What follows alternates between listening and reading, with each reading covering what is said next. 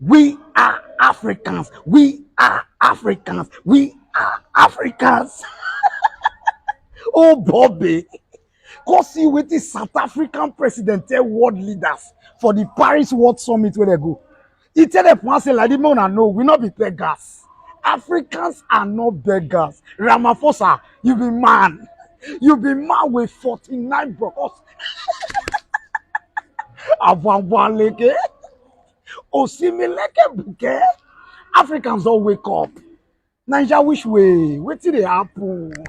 I don't want to talk too much. Watch the video where South Africa president they tell the world leaders. Say like this, Africans are not beggars. Wetin dey sup? Comment, like, share this video, make they go viral, make everybody see am. Watch am, make you confirm am. Africans don't wake up. We are Africans. You know, recently, 7 African countries decided to go and put a call for peace to Ukraine and to Russia. And we raised a number of issues. Zambia was represented, Comoros was represented, Republic of Congo was represented, Senegal was represented, Uganda, as well as South Africa. So we were all represented, and Egypt as well. So we were all at one, that even as we were going to address an issue of the war which has had a negative impact on the African continent, which is the rise in prices for food, rise in prices for fertilizers, we were clear that we are not going there as beggars. We are not going to ask for a favor to both Ukraine and Russia. We were going there to say, open up the Black Sea Channel so that the grains and the fertilizers should go into the world market. So we were not on a begging mission, even as we are in great need as a continent and all that. That should go to demonstrate that Africa should never be seen as a continent that needs generosity. We want to be treated as equals. Even in the multilateral institutions, we want to be treated as equals. And if our equity is at a low ebb, there must be ways in which that can be addressed. To us, this is very important. Our sovereignty is one of the things that we hold on dearly to. And we demonstrated that very clearly to both President Zelensky and to President Putin when it came to this issue.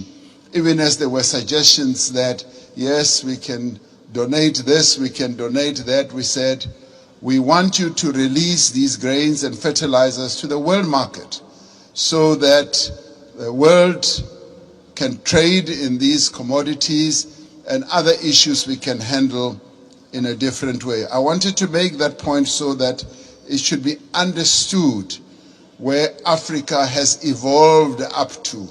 We want to be key players on the world stage, want to be key players even in the financial markets and in the MDBs. Now, these are the positive things. I do, Mr. President Macron, want us to address another issue which to us is a bit of a negative. You will have heard President Sisi talking about the 100 billion that was promised in Paris. President Sassou Nguesso yesterday as well also spoke about it at the dinner. Now there is that issue that a number of the commitments that have been made have not really been fully lived up to. But before I get into details, let me immediately say that we recognize the many initiatives that have been put on the table, and a number of countries here have done so. Germany has gone out of the way to put a number of initiatives, and the US has also done a number of things. But there have been times when we felt like we were beggars. I played a key role as chair of the African Union during the COVID period. We felt like we were beggars when it came to vaccine availability, when we felt we needed access to vaccines, and the Northern Hemisphere countries had bought all the vaccines in the world, and they were hogging them. And they didn't want to release them at the time when we needed them most. And we felt like we were begging. And at times it felt like they would just be droppings from the table, that yes, we will give you that and that. And let me tell you something that generated a lot of resentment.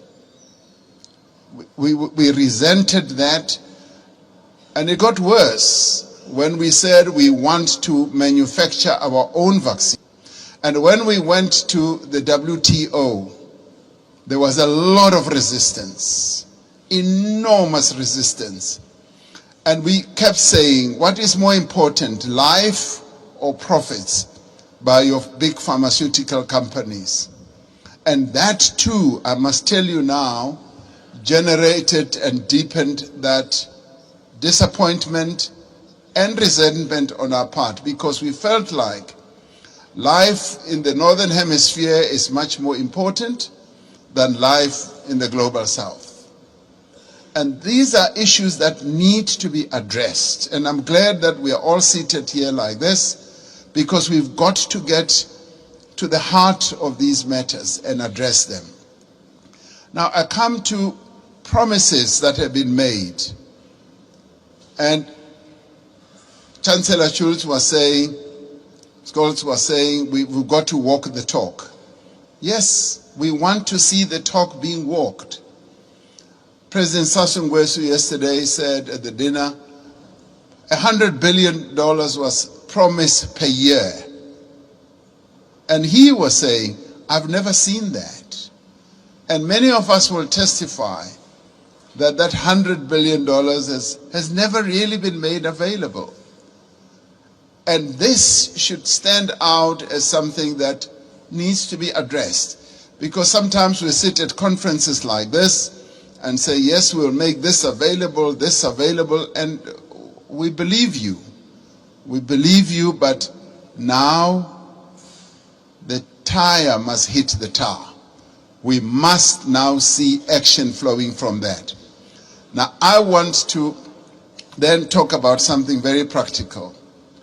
President Sassou Nguesso raised it yesterday. He said he would be happy if flowing from this summit, we do something very practical on the infrastructure side. Having said that 600 million people in Africa do not have electricity, and yet we've got all the resources to generate electricity, particularly the mighty Congo River, and that there have been plans to build a number of power stations that will generate, in my calculation, up to 70,000 megawatts. And he said, and I want to speak in support of this proposal, that to prove that these summits are not summits where we just talk, flowing from the Paris COP as well as others, let us now put money on the table and collectively say we are going to address this mega project. A mega project which will in the end generate electricity for up to 12, 15 African countries all at one go. And this is a project that I think the multilateral development banks here working together, the call that you've made, President Macron, can actually fund. And where, as we rise from this, we should be able to say the Inga Dam is now going to be developed into the Inga Power Station, the one that President Sassou Nguesso mentioned, and the next one as well.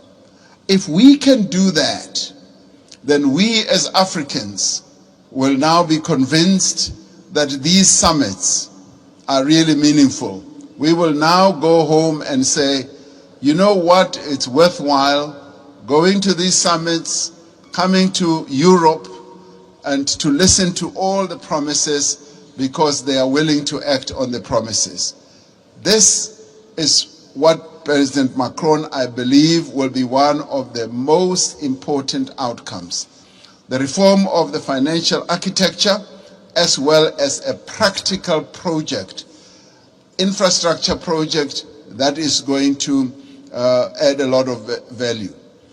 President Sisi and I have been talking about a railway from Cape Town to Cairo for years. We will leave that for the next summit, but the one on generating electricity and building power stations on the Inga Dam is the most important, that is immediate, that I believe needs to be addressed now.